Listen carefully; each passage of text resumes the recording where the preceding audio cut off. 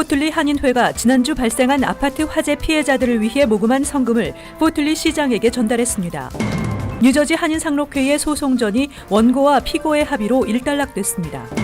트럼프 행정부가 합법 이민 확대안을 추진하고 있는 것으로 알려져 관심이 모아지고 있습니다. 이민자 보호 도시인 뉴욕시에서 IC의 체포와 추방이 증가하고 있는 것으로 나타났습니다. 재미 한국학교협의회가 미국 정규 학교에 한국어반을 확대해 나가기 위한 노력을 펼치고 있습니다. 이상은 이 시각 주요 뉴스입니다. 시청자 여러분 안녕하십니까? KBN 뉴스입니다. 포틀리 한인회가 지난주 발생한 아파트 화재 피해자들을 돕기 위해 모금한 성금을 포틀리 시장에게 전달했습니다. 소콜리치 시장은 한인사회에 감사를 표하고 피해자 지원에 최선을 다하겠다고 밝혔습니다. 지한샘 기자가 전해드립니다. 포틀리 한인회는 오늘 화재 피해자들을 돕기 위해 한인사회가 십시일반 마련한 성금을 타운에 전달했습니다. 포틀리 소콜라치 시장에게 전달한 금액은 총 $1,820.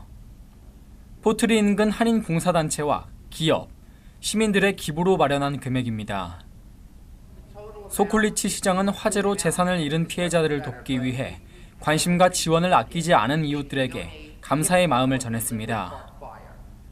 소콜리치 시장은 현재까지 모금한 성금은 약 $15만, 이 돈은 피해자들에게 균등하게 배분할 계획이라며 새로운 삶의 터전을 마련하는데 작지만 도움이 되길 바란다고 말했습니다. 또 앞으로도 체리터블 파운데이션 포 포틀리나 고펀드미 등의 온라인 기금 모금이 이어진다고 말했습니다. It's not only today, which is approximately $10,000 in donations. There were thousands and thousands of dollars also donated by the Korean American community in gift cards and cash contributions, and I cannot begin to tell you how appreciative we are. This is a special place, Fort Lee, because of you.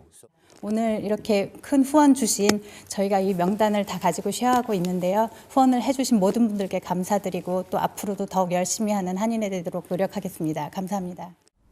현재 완전히 전소된 3008동은 재건축에 들어갔고 침수 피해를 받은 3001동도 아파트 보일러 문제로 다음 주 금요일까지는 입주가 불가능한 상태입니다. 현재 8가구의 한인 피해자들은 호텔에서 머물고 있고 나머지 7가구는 친인척 집에서 거주하고 있습니다. 홍은주 회장은 앞으로도 성금 모금은 계속 진행한다며 포틀리 한인회가 추가적으로 전달받는 성금은 한인 피해자분들을 위해 사용할 계획이라고 밝혔습니다. KBN 뉴스 지한샘입니다. 회장 선거 이후 1년여 지속돼 온 뉴저지 한인상록회의 소송전이 일단락됐습니다. 법원이 원고와 피고의 합의로 소송을 기각한다고 밝혔는데요. 상록회 집행부는 하루속히 정상화를 위해 노력하겠다고 밝혔지만 박재희 후보 측은 또 다른 소송을 예고했습니다. 계속해서 지한샘 기자가 전해드립니다. 지난해 3월부터 이어진 뉴저지 한인상록회 소송전이 종결됐습니다. 지난해 2월 회장 선거에서 낙선한 박재희 후보 측은 선거 무효와 권영진 회장의 자격 정지를 요구하는 소송을 제기한 바 있습니다. 1년에 가까운 소송이 이어진 끝에 버겐 카운티 법원 에드워드 제르지안 판사는 양측의 동의를 통해 소송을 취하하기로 했다며 이번 소송과 관련된 모든 고소가 취하됐다고 판시했습니다. 뉴저지 상록회는 원고 측인 박재희 후보 측에서 취하 의사를 밝혀와 상록회 정상 운영을 위해 합의하기로 했다며 앞으로 한인 사회의 사랑을 받는 단체로 돌아오기 위해 최선을 다하겠다고 말했습니다. 이제 모든 게 그동안에 지리하게 끌고 갔던 법적 문제가 해결이 됐으니까 많은 분들이 다 이제 이해하시고 동참해서 새로운 상조회로 거듭날 수 있도록 좀 동참 의식을 가지고 다들 참석해 주셨으면 하는 그런 바람입니다. 상록회는 지난해 11월 사무실과 상담센터를 뉴저지 팰리세이즈 팍 브링크호프 애비뉴에 위치한 정내과 건물 지하로 이전했지만 파인플라자의 클래스룸을 유지하고 기존의 프로그램들을 운영하고 있습니다. 상록회는 소송이 마무리된 만큼 앞으로 단체 운영을 정상화하고 새로운 보금자리를 찾아 한인 노인들을 위해 더욱 다양한 활동을 펼치고 싶다며 한인사회에 많은 관심과 지원을 부탁했습니다. 한편 박재희 후보는 현재까지 이어온 소송으로는 권영진 전 회장과 상록회의 사과와 상황 개선을 이룰 수 없다고 판단했다며 앞으로 변호인단을 재구성하고 2차 소송에 나설 것을 예고했습니다. KBN 뉴스 지한쌤입니다. 트럼프 대통령이 신년 국정연설에서 합법 이민 정책의 일대 전환을 예고한 바 있는 가운데 트럼프 행정부가 고숙련직을 중심으로 취업 비자와 취업 영주권을 대폭 늘리는 합법 이민 확대안을 추진하고 있는 것으로 알려져 관심이 모아지고 있습니다. 최근 제러드 쿠슈너 백악관 선임 고문이 상공회의소, 헤리티지 재단 등 재계와 업계, 교계, 사법당국 관계자들과 만나 합법 이민 개선안에 대한 의견을 수렴하고 백악관 관계자들과 세부 방안을 논의 중이라고 정치 전문 매체 맥클래치 DC가 어제 보도했습니다. 맥클래치 DC는 쿠슈너 고문이 취업비자 배분 방안을 실무자들과 논의하는 한편 2020년 대선을 앞두고 공화당 차원에서 트럼프 대통령의 재선에 도움이 될 수 있는 이민 관련 방안 마련을 수렴하고 있다고 밝혔습니다. 전문가들은 합법 이민 확대안에 대해 우선 고숙련 전문 기술을 가진 외국인을 유치하기 위해 취업 비자와 취업 영주권의 연간 쿼타를 획기적으로 늘리는 방안과 연간 14만 개의 취업 이민 영주권을 메릿 베이스 시스템을 이용해 확대하는 방안을 예상하고 있습니다. 한편 연방국토안보부는 지난 20일 전문직 취업비자 소지자의 배우자 H4 비자에 대한 노동허가 발급을 중단하는 방안을 백악관 예산관리국에 제출한 것으로 알려졌습니다. 따라서 앞으로 90일 이내 승인 심사를 마치고 연방관보에 게재하면 H4 소지자 노동허가 발급은 중단됩니다. H4 비자 노동허가는 오바마 전 행정부가 영주권 수속을 밟으면서 일을 할 수 있도록 하는 행정명령을 발동한 이후 반이민단체가 소송을 제기하는 등 반발에 부딪혀오다 이번에 폐지되는 것입니다. 이민자 보호 도시인 뉴욕시에서 ICE의 체포와 추방이 증가하고 있는 것으로 나타났습니다. 미국 내 도시 중 뉴욕시가 가장 큰 폭의 증가세를 보였습니다. 스캇 스트링거 뉴욕시 감사원장이 어제 뉴욕시 구금 인구 통계 보고서를 발표했습니다. 보고서에 따르면 도널드 트럼프 행정부 출범 이후 뉴욕시 내 이민 세관 단속국의 체포와 구금이 급격히 증가한 것으로 나타났으며 추방 건수는 버락 오바마 행정부 당시인 2015-2016 회계년도에 비해 총 1,037건에서 2,593건으로 150% 증가했습니다. 그중 전과가 없는 이민자의 추방은 331건에서 1,144건으로 265% 증가해 미국 내 도시 중 뉴욕시가 가장 큰 폭의 증가세를 보였습니다. ICE 체포 건수는 총 1,847건에서 3,476건으로 88.2% 증가해 마이애미 140%와 뉴올리언즈 90%에 이어 세 번째였습니다. 스트링거 감사원장은 시 주정부가 ICE를 이민법원에서 퇴출시키는 등 노력을 가해 이민자를 보호해야 한다고 주장했습니다. 한편 민권센터, 뉴욕 이민자연맹 등 이민자 권익단체와 지역 정치인들도 이에 동의하며 시정부가 이민자 보호를 강화할 것을 촉구했습니다. 재미한국학교협의회가 미국 정규 학교에 한국어반을 확대해 나가기 위한 노력을 펼치고 있습니다. 한국어 교사의 전문성 향상을 위해 한국어 교사 인증제를 시행하고 한국어 표준 교육 과정을 영문으로 번역해 한국어의 위상을 높이기로 했습니다. 재미한국학교협의회의 임원진과 표준교육과정 영문 번역팀 위원들은 지난주 워싱턴에서 한국어 교육의 장기 발전 방안을 논의하는 자리에서 전미 외국어 교육협회와 함께 한국 학교 교사들을 위한 맞춤형 프로그램인 한국어 교사 인증제를 시행하기로 결정했습니다. 재미한국학교협의회는 교사 인증제가 시행되면 미국 내 교육계에서도 인정받는 한국어 전문 교사들이 양성될 것으로 기대된다고 밝혔습니다. 이와 함께 이번 모임에서는 2012년에 만든 재미한국학교 표준교육과정을 영문으로 번역해 재미한국학교협의회가 전문적인 교육체계를 갖춘 한국어 교육기관임을 미국 정부와 교육기관에 알려나가기로 했습니다. 재미한국학교협의회는 미국 내 한국학교를 위해 영문으로 번역된 표준교육과정과 한국어 교사 인증제를 마친 교원이 확보되면 미국 정규 학교에 한국어반을 확대해 나갈 계획입니다. 뉴저지주 학생 중 유색인종이 절반을 넘지만 유색인종 교사 수는 턱없이 부족한 것으로 조사됐습니다. 이에 따라 뉴저지주가 다양한 인종의 교사를 양성하기 위해 본격적으로 나섰습니다. 뉴저지 주내 학생 16만 3천여 명 가운데 유색인종 학생의 비율은 53%에 달하는 데 비해 유색인종 교사 비율은 16%에 불과한 것으로 나타났습니다. 이에 따라 매년 4천여 명의 신임 교사를 채용하고 있는 주 교육국은 주정부 예산 75만 달러를 교사 양성을 위한 예산으로 투입해 오는 2025년까지 다양한 인종의 초임 교사들의 수를 늘릴 계획입니다.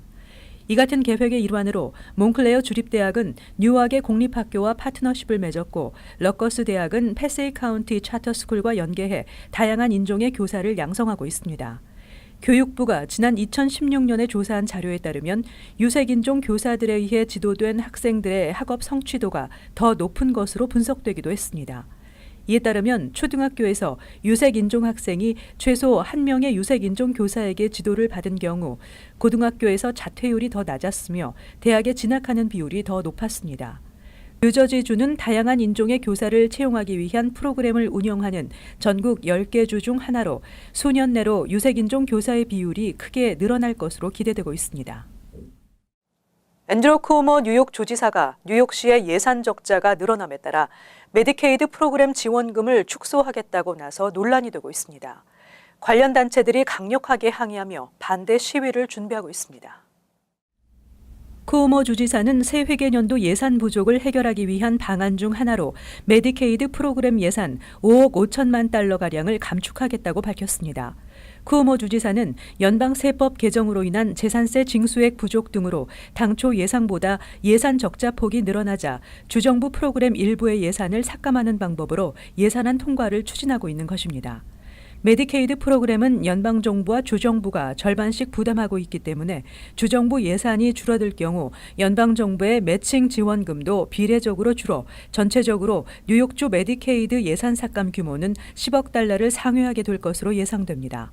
주지사의 이 같은 발표에 뉴욕 헬스케어 협회는 오는 3월 5일 올바니에서 대규모 시위를 계획하고 있고 시민단체인 모든 이에게 강한 경제도 수주간 반대 시위를 개최할 것으로 알려졌습니다.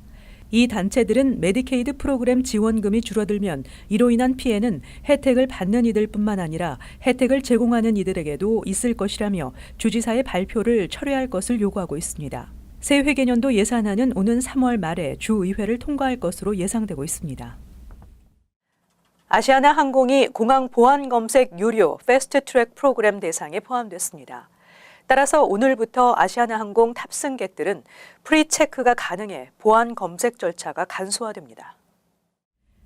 아시아나 항공이 연방교통보안청의 프리체크 대상에 포함됐다고 어제 밝혔습니다. 프리체크는 프리체크에 사전 등록한 승객이 아시아나 항공이 운항하는 뉴욕과 LA, 시카고, 시애틀, 하와이, 샌프란시스코 등 미국 내 6개 공항에서 아시아나 항공에 탑승하면 간소해진 보안 검색 절차를 적용받게 됩니다.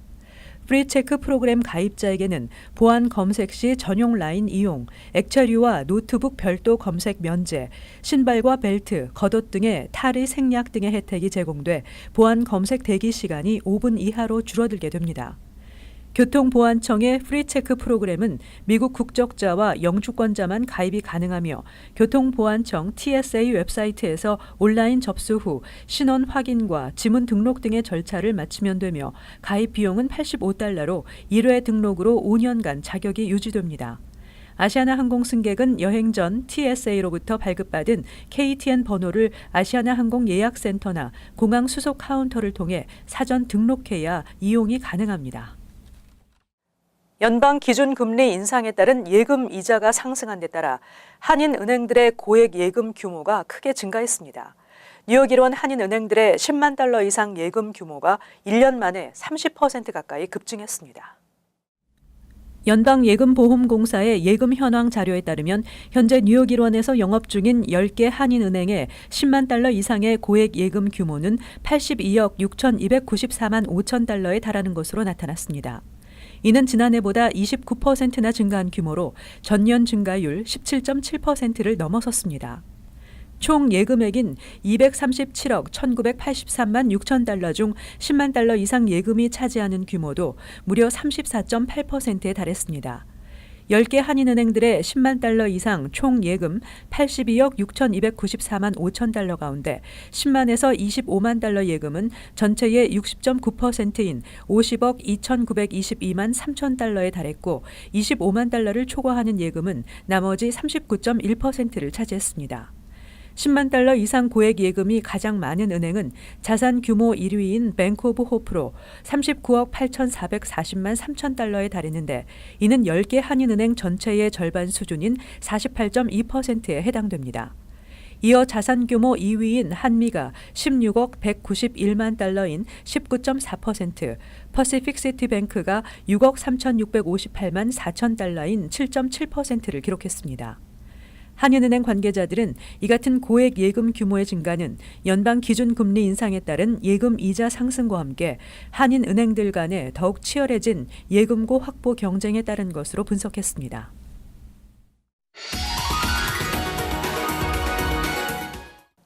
이어서 LA 지역 한인사회 소식입니다. 최근 LA에서 보행자와 차량 관련 사고가 빈번하게 발생하면서 경찰국이 사고 예방을 위해 운전자와 보행자들에 대한 집중 단속을 이어가고 있습니다. 특히 오늘 오전에는 한인타운의 교통사고 다발 구간에서 경찰들이 보행자로 위장해 단속을 나섰습니다. 홍지은 기자가 전해드립니다. 오전 8시 보행자가 길을 건너고 있습니다. 그런데 운전자가 그대로 주행합니다. 곧바로 경찰이 따라 붙습니다. 최근 LA 도로 곳곳에서 보행자 교통사고가 자주 발생하면서 LA 경찰국이 대대적인 집중 단속에 나섰습니다. 오늘 오전 한인타운 내 올림픽 블러버드와 세라노 교차로에서 경찰이 위장 수사를 벌인 결과 불과 2시간 30여 분 만에 68건이 적발됐습니다. LAPD 서부교통부에 따르면 지난해 한인타운에서 6명의 보행자가 교통사고를 숨졌고 올해도 벌써 4명의 사망자가 발생했습니다. 교통사망사고가 잇따라 발생하자 한인들도 불안에 떨고 있습니다. 근데 여기 어떤 차들은 그냥 쌩 이렇게 저쪽에서 차가 안 오잖아요. 그러면 걷는잖아요. 그러면 이쪽에서 그냥 갈 때 있어요. 안 서주고. 보행자 양보 표지판이 설치돼 있지만 무용지물입니다. 보행자가 버튼을 눌러 도로에 양보 신호등이 점등되면 운전자는 차를 즉시 멈춰야 합니다. 이처럼 신호등이 없는 거리지만 보행자가 길을 다 건너기도 전에 차를 움직이면 교통 위반에 해당됩니다. LAPD는 신호 위반과 운전 중 휴대폰 사용이 교통사고의 가장 큰 원인이라고 지적합니다. 오늘 시행된 단속에선 신호 대기 중 휴대폰을 사용하거나 문자를 하는 운전자들에게도 티켓을 발부했습니다. We see that a lot of people that don't stop and yield to pedestrians at marked crosswalks are usually because they're going too fast or not paying attention. So that brings us other issues of distracted driving, texting, talking on their phone. You have to be really paying attention. 횡단보도 표시가 없는 건널목에서도 운전자들은 보행자가 서 있을 경우 일단 정지하고 보행자가 완전히 건널 때까지 기다려야 합니다. 오늘 적발된 운전자들은 LA 다운타운의 법정에 출석해 벌금을 부과받고 개개인의 기록에 따라 트래픽 스쿨을 다녀야 합니다. MBC 뉴스 홍지은입니다. 다음 달부터 재외 국민을 위한 민원 서비스가 대폭 개선됩니다. 한국 외교부가 해외 영사 서비스 확대 사업으로 추진하는 통합 전자 행정 시스템 도입 사업이 마무리되면서 LA 총영사관은 다음 달부터 영사 민원 서비스를 확대 시행할 예정이라고 밝혔습니다. 외교부는 3월부터 영사 민원 포털 서비스를 제공할 예정이며 민원인은 집에서 온라인을 통해 재외국민 등록부 등본, 해외 이주 신고 확인서를 신청, 발급받을 수 있습니다. 4월부터는 LA 총영사관에서 공증한 금융 위임장을 한국 주요 은행이 블록체인 기술을 활용해 곧바로 전산 확인할 수 있으며 민원인은 금융 위임장을 우편으로 보내지 않아도 됩니다. 한편 각 재외 공간에서는 민원 처리 진행에 대한 알림 서비스와 기본 증명서 등 주요 행정 문서에 대해 영어와 중국어 등 8개 국어로 제공할 예정입니다. 이어서 간추린 소식입니다. 우버 등 차량 공유 서비스 업체 등장 이후 뉴욕시 택시 영업 환경이 극도로 악화되면서 옐로우캡 메달리온 가격이 급락해 상당수 택시 기사들은 생존권을 위협받고 있는 가운데 뉴욕시 의회가 옐로우캡 메달리온 가격 급락에 따라 발생한 차액을 시정부가 금융 지원해주는 방안을 추진하고 있습니다. 또 메달리온 소유주에게 일부 수수료를 면제해주고 벌금을 낮춰주는 등의 방안도 함께 모색 중입니다. 20일 오후 라클랜드 카운티의 편의점 앞에서 흡연을 제지당한 남성이 보복 테러를 가해 임산부가 사망했습니다. 숨진 여성의 남편이 범인의 담배 연기가 자신의 아이들에게 가는 것을 보고 담배를 피우지 말 것을 요구했고 범인은 승용차에 올라 바로 일가족을 향해 돌진해 남편과 2살 난 아이는 중상을 입고 치료 중이며 아내인 임산부는 병원으로 옮겨졌으나 끝내 숨졌습니다. 범인은 출동한 경찰에게 칼을 꺼내들고 저항했으나 경찰이 쓴 테이저건으로 제압당한 뒤 체포됐습니다. 21일 정오 7번 전철이 지나는 우드사이드 61스트리트역 선로에 설치돼 있던 목재가 갑자기 아래로 떨어져 선로 아래 주차돼 있던 검정색 쉐비 SUV 차량 앞 유리창을 관통하는 사고가 발생했습니다. 다행히 부상자는 없었지만 누군가 목숨을 잃을 수도 있었던 아찔한 사고로 MTA 측이 사고 원인을 조사하고 재발 방지에 나서야 한다는 지적입니다. 시 보건국에 따르면 다음 달 7일까지 금연 한라인 센터를 통해 니코틴 패치, 금연 보조 사탕 등이 무료로 배포됩니다. 보건국은 이 기간 TV, SNS, 라디오 등을 통해 금연 광고 캠페인도 펼칠 예정입니다. 시 보건국에 따르면 2017년 기준 뉴욕시 흡연율은 13.4%로 2002년에 비해 8.1% 감소했지만 여전히 뉴욕시 성인 90여만 명이 흡연 중이며 매년 12,000여 명이 흡연으로 인해 사망하고 있습니다. 계속해서 환율과 증권 소식입니다.